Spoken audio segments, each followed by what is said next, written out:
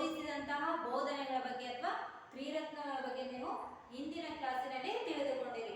ಹಾಗಾದ್ರೆ ಈ ಜೈನ ಧರ್ಮ ಅಂದ್ರೆ ವರ್ಧಮಾನ ಮಹಾವೀರನು ಅವರಲ್ಲೂ ಸಹ ಎರಡು ಪಂಗಡಗಳಾಗಿ ವಿಭಜನೆಗೊಳ್ತವ. ಅಂದರೆ ಇಲ್ಲಿ ಏನಪ್ಪಾ ಅಂದ್ರೆ ಜೈನ ಧರ್ಮವು ಯಾವ ರೀತಿ ವಿಭಜನೆ ಆಯಿತು, ವಿಭಜನೆ ಆಗಲು ಕಾರಣವೇನು ಅಂದರೆ ಜೈನ ಧರ್ಮವು ಎರಡು ಪಂಗಡಗಳಾಗಿ ವಿಭಜನೆಗೊಳ್ತಾವು. ಯಾವ್ಯಾವಪ್ಪ ಅಂದ್ರೆ ಒಂದು ಶ್ವೇತಾಂಬರ, ಇನ್ನೊಂದು ದಿಗಂಬರ ಎಂಬ ಎರಡು ರೀತಿಯ ಪಂಗಡಗಳಾಗಿ ಹೊಂದುವ. ಮೊದಲನೇದಾಗಿ ಏನಪ್ಪಾ ಅಂದ್ರೆ ಭದ್ರಭಾವು ದಕ್ಷಿಣ ಭಾರತಕ್ಕೆ ಬಂದು ನೆಲೆಸ್ತಾನ. ಅದೇ ರೀತಿ ಎರಡನೇದಾಗಿ ಸ್ಥೂಲಭಾವು ಏನಪ್ಪಾ ಅಂದ್ರೆ ಉತ್ತರ ಭಾರತದಲ್ಲಿ ಬಂದು ನೆಲೆಸ್ತಾನ. ಈ ಇಬ್ಬರು ಕಾರಣದಿಂದ ಏನಪ್ಪಾ ಅಂದ್ರೆ ಎರಡು ಪಂಗಡಗಳಾಗಿ ವಿಂಗಡಣೆ ಆಗ್ತವ. ಇಲ್ಲಿ ಸ್ಥೂಲಭಾವು ಈತನ ಮಾರ್ಗದಲ್ಲಿ ಏನಪ್ಪಾ ಅಂದ್ರೆ ಆತನು ಅನುಸರಿಸಿದಂತಹ ರೀತಿ ನೀತಿಗಳೇ ಬೇರೆ ಆಗಿರ್ತವ. ಈ ಒಂದು ಬಿಳಿಯ ವಸ್ತ್ರವನ್ನು ಧರಿಸಲು ಹೇಳ್ತಾನ. ಯಾರು? ಸ್ಥೂಲಭಾವು. ಆತನು ಬಿಳಿಯ ವಸ್ತ್ರವನ್ನು ಧರಿಸಲು ಹೇಳ್ತಾನ. ಆತನು ಅನುಸರಿಸಿದಂತಹ ರೀತಿ ನೀತಿಗಳೇ ಬೇರೆ ಆಗಿರ್ತವ. ಅದೇ ರೀತಿಯಲ್ಲಿ ಶ್ವೇತಾಂಬರ. ಶ್ವೇತಾಂಬರ ಏನಪ್ಪಾ ಅಂದ್ರೆ ಸ್ಥೂಲಭಾವಿನ ಒಬ್ಬ ಅನುಯಾಯಿ ಆಗಿದ್ದನು. ಅಷ್ಟೇ ಅಲ್ಲ, ಬಿಳಿಯ ವಸ್ತ್ರವನ್ನು ಉತ್ತರ ಭಾರತದಲ್ಲಿ ಜಾರಿಗೆ ಇದ್ದವು. ಯಾವ ರೀತಿ ನೋಡ್ರಿ, ದಿಗಂಬರರು ಯಾವುದೇ ವಸ್ತ್ರವನ್ನು ಧರಿಸುವುದಿಲ್ಲ. ಇವರು ಭದ್ರಭಾವುವಿನ ಅನುಯಾಯಿಗಳಾಗಿ ದಕ್ಷಿಣ ಭಾರತದಲ್ಲಿಯೇ ಉಳಿತಾರ. ಇಲ್ಲಿ ಏನಪ್ಪಾ ಅಂದ್ರೆ ದಿಗಂಬರ ಅನ್ನೋ ಮನೆತನವರು ಏನ್ ಮಾಡ್ತಾರ, ಯಾವುದೇ ರೀತಿಯ ಒಂದು ವಸ್ತ್ರವನ್ನು ಧರಿಸಲ್ಲ. ಅವರು ಭದ್ರಭಾವಿನ ಒಂದು ಅನುಯಾಯಿಯಾಗಿ ಎಲ್ಲಿ ಉಳಿತಾರಪ್ಪ ಅಂದ್ರೆ ದಕ್ಷಿಣ ಭಾರತದಲ್ಲಿ ಉಳಿತಾರ. ಇಲ್ಲಿ ಸ್ಥೂಲಭಾವು ಏನಪ್ಪಾ ಅಂದ್ರೆ ಉತ್ತರ ಭಾರತದಲ್ಲಿಯೇ ಉಳಿತಾರ.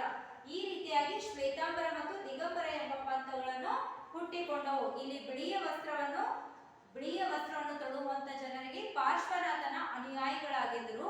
ಅದೇ ರೀತಿಯಲ್ಲಿ ಶ್ವೇತಾಂಬರಧಾರೆ ಬಟ್ಟೆಯನ್ನು ಧರಿಸದ ಮಹಾವೀರನ ಅನುಯಾಯಿಗಳಾಗಿದ್ದಂದ್ರೆ ಪಾರ್ಶ್ವನಾಥನ ಅನುಯಾಯಿಗಳಾಗಿದ್ದರು. ಹಾಗೆ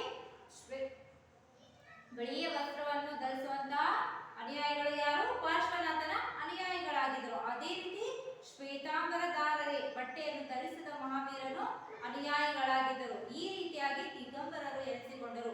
ಕರ್ನಾಟಕದಲ್ಲಿ ಜೈನರ ಒಂದು ಧಾರ್ಮಿಕ ಪ್ರಸಿದ್ಧ ಕೇಂದ್ರವೇ ಆಗಿತ್ತು. ಅಂದ್ರೆ ಈ ಒಂದು ಕರ್ನಾಟಕದಲ್ಲಿ ಬರ್ತಕ್ಕಂಥ ಯಾವುದು ಶ್ರವಣ ಬೆಳಗೊಳ ಎಂಬುದೇನು ಜೈನರ ಒಂದು ಪ್ರಸಿದ್ಧ ಧಾರ್ಮಿಕ ಕೇಂದ್ರವಾಗಿತ್ತು. ಏನು ಗೊತ್ತಿತ್ತು? ಶ್ರವಣ ಬೆಳಗೊಳ ಅನ್ನೋದು ಏನಪ್ಪಾ ಅಂದ್ರೆ ಈ ಒಂದು ಜೈನರ ಒಂದು ಪ್ರಸಿದ್ಧ ಕೇಂದ್ರವಾಗಿತ್ತು. ಈ ರೀತಿಯಾಗಿ ಎರಡು ಪಂಗಡಗಳಾಗಿ ವಿಂಗಡಣೆ ಆಗುವುದು. ಹಾಗೆ ಜೈನ ಧರ್ಮ ಒಂದು ಸಭೆ ಮತ್ತು ಸಮ್ಮೇಳನ ನಡೆಯಿತು. ಈ ಜೈನ ಧರ್ಮದ ಒಂದು ಸಭೆ ಮತ್ತು ಸಮ್ಮೇಳನದಲ್ಲಿ ಏನಪ್ಪಾ ಅಂದ್ರೆ ಮೊದಲನೇದಾಗಿ ಮೂರನೇ ಸಮ್ಮೇಳನ ಯಾರ ಒಂದು ಅಧ್ಯಕ್ಷತೆಯಲ್ಲಿ ನಡೆಯಿತು ಅಂದ್ರೆ ಪಾಟಲಿಪುತ್ರನ ಅಧ್ಯಕ್ಷತೆಯಲ್ಲಿ ಈ ಒಂದು ಸಮ್ಮೇಳನವನ್ನು ಏರ್ಪಡಿಸಲಾಯಿತು. ಅದೇ ರೀತಿ ಎರಡನೇ ಸಮ್ಮೇಳನ ಅಂದ್ರೆ ಆ ಒಂದು 5ನೇ ಸಮ್ಮೇಳನವನ್ನು ಗುಜರಾತಿನಲ್ಲಿ ವಲ್ಲಭಿಯಲ್ಲಿ ಬರ್ತಕ್ಕಂಥ ಯಾವುದಪ್ಪ ದೇವವರ್ಧಗನಿ ಎಂಬಲ್ಲಿ ನಡೆಯಿತು. ಈ ಎರಡು ಸಮ್ಮೇಳನದಿಂದ ಜೈನ ಧರ್ಮದ 12 ಅಂಗಗಳ ಬಗ್ಗೆ ತಿಳಿದುಕೊಳ್ಳಲಾಯಿತು. ಈ ರೀತಿಯಾಗಿ ಕೆಲವು ರಚಿಸಿದಂತ ಲಾಂಛನ ಅಥವಾ ಗುರುತುಗಳು ಅಂದರೆ ಈ ಒಂದು ವರ್ಧಮಾನ ಮಹಾವೀರನಲ್ಲಿ ಈ ಒಂದು ಜೈನ ಧರ್ಮ ಅನ್ನೋದು ಉದಯವಾಗುವಂತ ಮುಂಚೆ ಇದು ಏನು ಜೈನ ಧರ್ಮದ ಅತ್ಯಂತ ಪ್ರಾಮುಖ್ಯತೆ ಅಂದ್ರೆ ವೇದಗಳ ಕಾಲದಿಂದಲೂ ಈ ಒಂದು ಧರ್ಮವನ್ನು ಜಾರಿಯಲ್ಲಿತ್ತು. ಅಂದ್ರೆ ಈ ಒಂದು ಧರ್ಮದಲ್ಲಿ ಪ್ರಮುಖವಾಗಿ 24 ತೀರ್ಥಂಕರನ್ನು ಒಳಗೊಂಡಿರ್ತಾರೆ. ಅಂದರೆ ಮೊದಲನೇ ತೀರ್ಥಂಕರನ್ನ ಯಾರು? ಋಷಭನಾಥ. ಈತನಿಗೆ ಮೊದಲನೇ ತೀರ್ಥಂಕ ಅಥವಾ ಆದಿ ತೀರ್ಥಂಕರು ಎಂದು ಸಹ ಕರೆಯುತ್ತಾರೆ. ಯಾರಿಗೆ? ಋಷಭನಾಥನಿಗೆ. ಈತನು ರಚಿಸಿದಂತಹ ಒಂದು ಲಾಂಛನ ಅಂದ್ರೆ ಋಷಭ ಅಂದ್ರೆ ಇಲ್ಲಿ ಹೆಸರೇ ಸೂಚಿಸುತ್ತದೆ. ಏನು? ಎತ್ತು. ಅಂದರೆ ಋಷಭನಾಥನ ಒಂದು ಲಾಂಛನ ಅಥವಾ ಗುರುತು ಅಥವಾ ಚಿಹ್ನೆ ಯಾವುದಾಗಿತ್ತಂದ್ರೆ ಎತ್ತು ಆಗಿತ್ತು. ಅದೇ ರೀತಿ ಪಾರ್ಶ್ವನಾಥ ಈತನು 23ನೇ ತೀರ್ಥಂಕನಾಗಿದ್ದನು. ಈತನು ಎಷ್ಟನೇ ತೀರ್ಥಂಕನಾಗಿದ್ದನು? ಪಾರ್ಶ್ವನಾಥನು 23ನೇ ತೀರ್ಥಂಕನಾಗಿದ್ದನು. ಈತನು ರಚಿಸಿದಂತಹ ಒಂದು ಲಾಂಛನ ಅಥವಾ ಚಿಹ್ನೆ ಯಾವುದಪ್ಪ ಅಂದರೆ ಹಾವು. ಈತ ಅಶ್ವಸೇನ ಮತ್ತು ವಾಮಾದೇವಿಯ ಮಗುವಾಗಿ ಜನಿಸಿದನು. ಯಾರು? ಪಾರ್ಶ್ವನಾಥನು. ಯಾರು? ಅಶ್ವಸೇನ ಮತ್ತು ವಾಮಾದೇವಿ.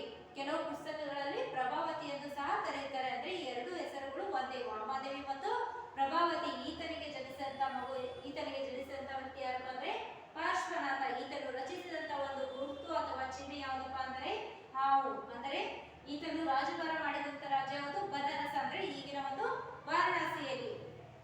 ಹಾಗೆ ಮಹಾವೀರನು ರಚಿಸಿದಂತ ಅಥವಾ ಆತನ ಒಂದು ಗುರುತು ಯಾವುದಪ್ಪ ಅಂದ್ರೆ ಸಿಂಹ. ಮಹಾವೀರನಿಗೆ ಏನಂದ್ರೆ 24ನೇ ತೀರ್ಥಂಕ ಅಥವಾ ಕೊನೆಯ ತೀರ್ಥಂಕ. ಇಲ್ಲಿ ಮೊದಲನೇ ತೀರ್ಥಂಕ ಯಾರು? ಋಷಭನಾಥ. ಕೊನೆಯ ತೀರ್ಥಂಕ ಯಾರು? ಇಲ್ಲಿ